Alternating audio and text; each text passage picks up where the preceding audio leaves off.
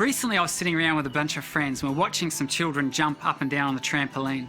And one of the children jumped up and then they jumped down and they landed very, very poorly, literally got bent in half, and collectively all the adults groaned because we all knew that if that happened to us, we'd be spending 2 or 3 weeks in hospital.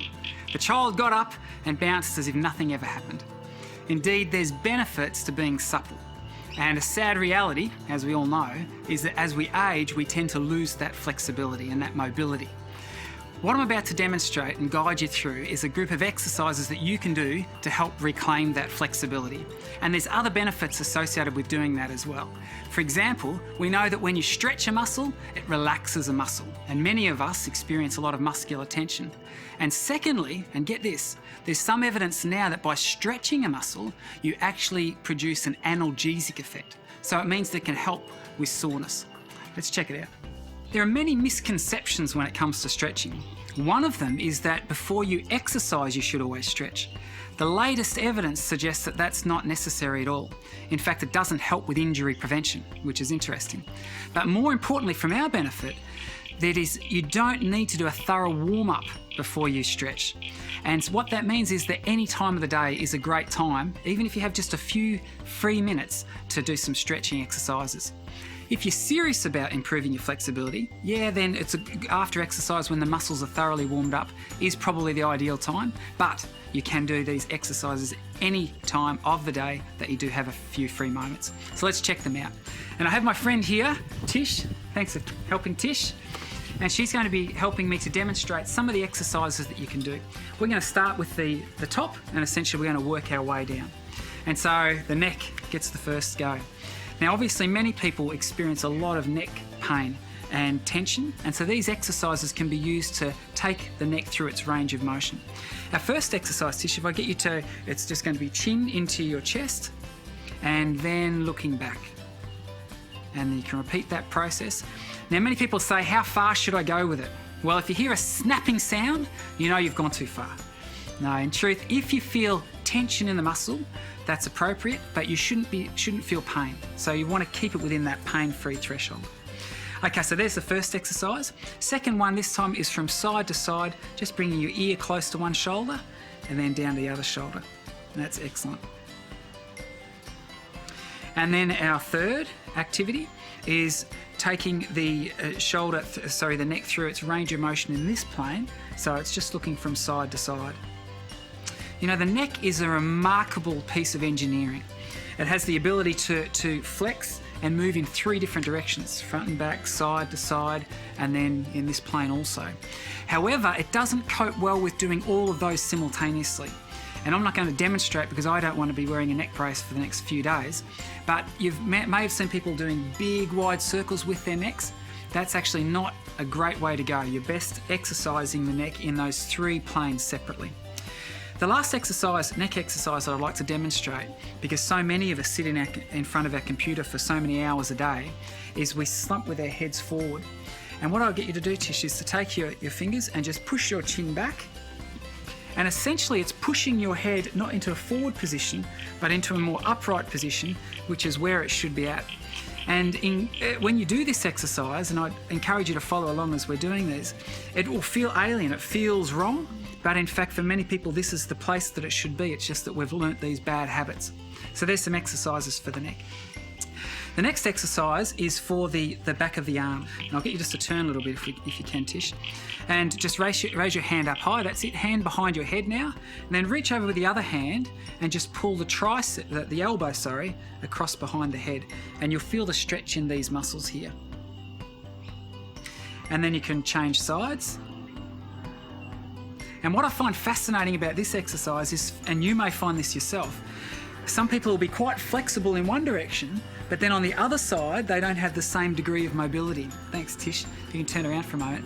I find this in myself, that one side I'm quite flexible and the other I'm not. And that's simply because when I go surfing, which I don't do near enough, I actually do my wetsuit up in that particular direction. And what that demonstrates is that even if it's not that regular, just doing it habitually, twice a week if you can, makes a world of difference to your level of mobility in that region. Okay, we can extend that exercise, so if you can just adopt that stretching position once again for us, Tish. This time with your feet shoulder width apart, and then just slowly leaning to the side, and you'll feel the stretch will go not just in the tricep muscles, but all these, for the anatomists amongst us, the latissimus dorsi, or the lat muscles. And that produces a good stretch along there. All right. The next stretch we're going to do, and I'll get you to spin around, is going to target these muscles here. These are referred to as the trapezius and the rhomboids, and these create a lot of people get a lot of tension in these muscles because we sit for so many hours with our shoulders slumped over. You can just spin around, Tish. What I'll get you to do is just to hold your hand out in front, take your elbow, and just bring that arm across your body. And it actually feels nice to do because most people have quite a significant portion of tension in that area. We can change sides. Now, one question is, how long should we hold a stretch like this? Now, if you're working on the neck, as we did just previous, you can change again when you feel you need to. You don't need to hold it for a long period of time. It's more about just taking the joint through its range of motion. It's not as if you're officially trying to increase your flexibility in that region. But for some of these exercises, and particularly as we move down to the lower body, it's recommended that you hold the stretch for somewhere between 10 to 30 seconds. And I'd suggest, if you can, 30 seconds is probably ideal. There's some evidence for the older people, even up to 60 seconds might be appropriate. And then if you change sides, obviously you have about 30 seconds doing it on that, and then you can change again. We suggest that you stretch each muscle about 3 to 4 times.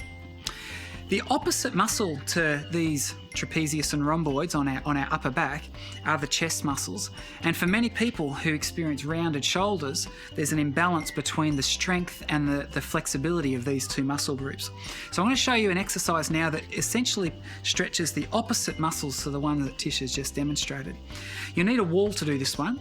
And essentially if you put your hand on the wall, and all you do is now turn away from that hand, and you should feel the stretch along the pectoralis major muscles, or the chest muscles. And then obviously you would turn around, and you don't need to do this at the moment, Tish, but you'd turn around, repeat it on the other side, and if you did your 30 seconds 3 to 4 times, you've got a nice balance between the chest and the upper back. Now for the next exercise, before we move to the floor, we're coming down to the lower back region. I'll get you just to stand with your feet shoulder width apart. Very simple. Hands on your side, across your chest, and then just rotate to one side. Hold the stretch for 10 to 30 seconds, and then rotate back to the other side. You can see you could easily do this in just a few moments at your office desk when you needed a bit of a break. All right, next exercise, we're going to need to move to the floor. So now that we've performed some stretches for the upper body, the next set of stretches will target the midsection region. And Tish, I'll just get you to adopt a position on your hands and knees, and people, you will never guess the name of this stretch. It's referred to as the angry cat. And what I'll get you to do, Tish, is just to raise your back, arch your spine, that's it, and you should feel a nice big stretch right throughout both the upper end and lower back. Then to relax that stretch, I want you to go down and try and sink your lower back towards the ground. Very good. Now, about 80% of people experience some sort of lower back pain in their life, and getting a good balance between strength and strengthening that region can go a long way to alleviating many of those concerns. Tish, for our next stretch, if you can just lie on the ground, and this is a favourite position for many, one of the favourite exercises because we get to lie there and actually do nothing. But I'll get you to put your elbows just underneath your shoulders, keeping your hips on the ground. The objective here is to stretch the abdominal muscles.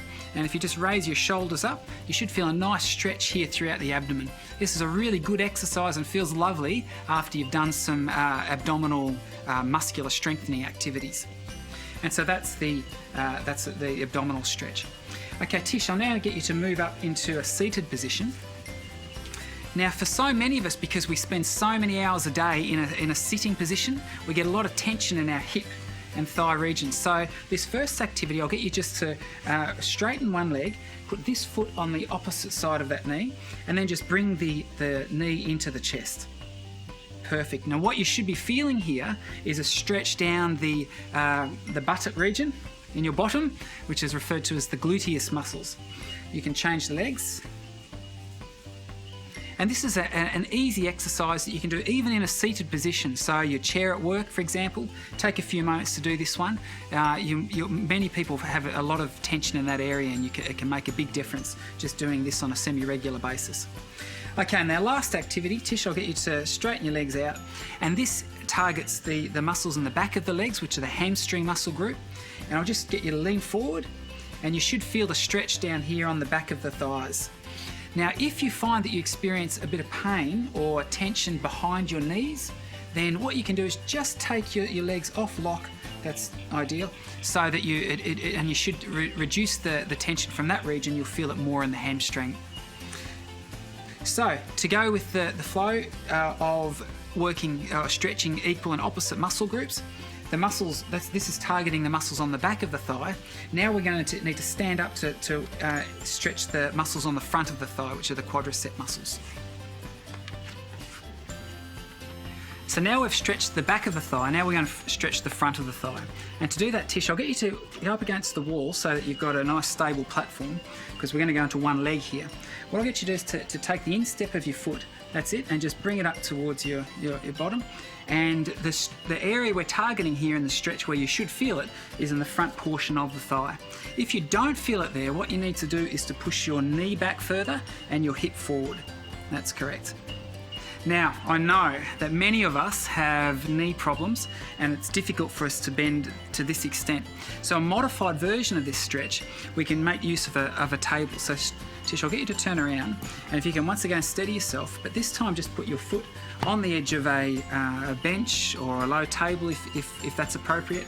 And once again, if you don't feel enough stretch in that particular region, then what you need to do is push your hip forward and your knee back. Very good. Okay, those are the quadricep muscles being stretched. Another stretch that targets an area near to this, which we refer to as the hip flexors, is I'll get you to adopt a position 1 foot forward, 1 foot back. And all we do here is we, bending the front leg, keeping the back leg straight, push the hips forward. That's correct. And you should feel a stretch here more along the front of your thigh. And once again, because so many of us spend so much time bent at this point because we sit so much, a lot of people have a lot of tension in that area, and that can actually cause lower back pain in its own right. Our second last stretch, we're getting close to the end, Tish, is to adopt a shoulder width position with our feet, and we're going to stretch the muscles on the inside, our groin muscles, and all we do here is lean our weight on one leg and let the other leg straight, and you should feel the stretch on the inside of the thigh. Once again, we would hold this for our 10 to 30 seconds, and then we would change to the other side. And we are ready for our finale, our last stretch. And I'll get you to move on to the step here, Tish. Once again, steadying yourself. And this is targeting the calf muscles, right down low. If you place 1 foot, the toes of 1 foot on the edge of the step, and all you're going to do is with a straight leg is allow your heel to go towards the ground. Where you should feel this stretch is right in this calf region here. Now that particular, there's actually 2 muscles within the calf, and this one targets the one called the gastrocnemius. The other muscle is the soleus, and the way we stretch that is by taking a bend in the knee, that's correct, and you should feel the stretch shift down from the upper part of the calf down to the lower region. And there you have it. So what we've gone through is a series of stretches that you can perform. You can see they don't require a lot of time. And as I indicated at the start, you don't need to be doing these following an exhaustive warm-up. So even if you have a few moments during the day just to capture some of these stretches, it can go a long way to promoting muscular relaxation and easing a lot of muscle tension. Many people find that they have tightness and stiffness in particular parts of the body, and so you can select those exercises that I've demonstrated and perform them in isolation. It's not necessary to go through the whole routine. Good luck.